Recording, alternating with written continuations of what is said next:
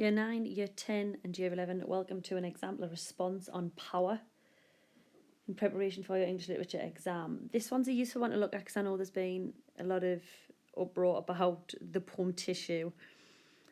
The question given was, how does the poet present power in London in one of the poem? And this student has picked Tissue, and the examiner and the examining board said it would have got a 26 or a 27 out of 30. So it's well up there as a very, very thoughtful and developed response.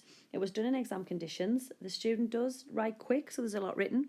So let's just have a look, and then it might give you ideas if you are apprehensive about Tissue. So we've got, in London, power is presented as being in the hands of a corrupt and controlling government. However, since the French Revolution was Blake's inspiration for the poem, and he saw that as an inspirational event, we know he uses the poem as empowerment to rally support for regaining a sense of control in the horrid city. However, in Tissue, we are shown the fragility and futility of human life and power.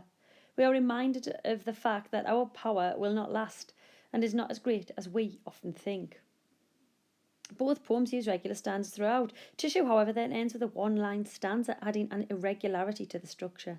In London, this shows the oppression of the government who have mentally encaged the population of their title city.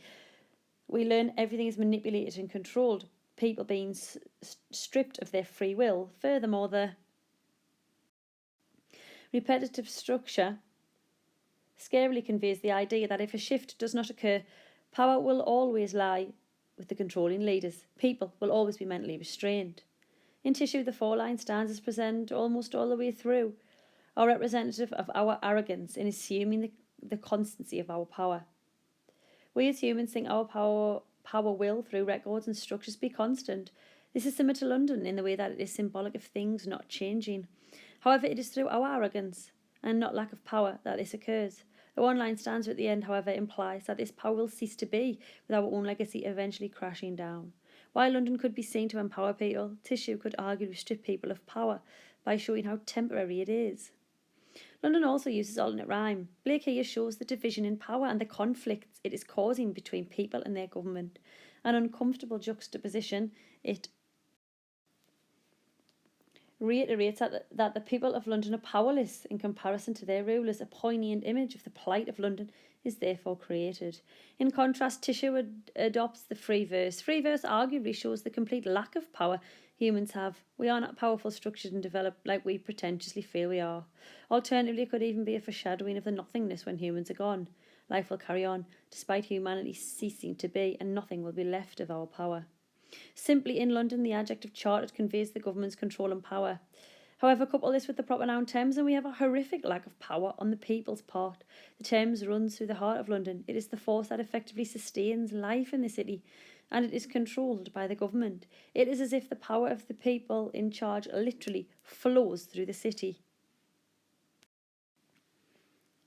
In Tissue, the line raises structure, never meant to last, once again implies the futility of humanity's power. Contrasting with the idea put forward in London that everything is controlled, this suggests nothing is controlled. We have not the power to grasp onto anything permanent. Our society will eventually be levelled as though it is a building, implied by the noun structure. The verb raise is awful because it implies that the more we increase in power, the more tragic it will be when the power collapses. In London, people are shown to wear physical signs of their repression, marks of weakness, marks of war, and this tells us that people's lack of power is shown physically on their skin. In Tissue, a very similar idea is presented, only more metaphorically. The line "turned into your skin" compares the fragility of our power to fleeting skin. Our lack of power is figuratively shown on our skin.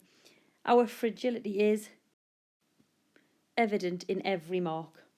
So again, you can see the developed response of the student. They have wonderful original ideas about structure and about language, and they're developed. They dip into context as well where possible. And as I said, the examining board said this would have got a 26 or a 27 out of 30. So again, if you're apprehensive about the poem Tissue, have a look at what this student has done. And please check out my YouTube channel for anything else you need. There is a whole playlist comparing poems. Massive good luck in your English literature exam.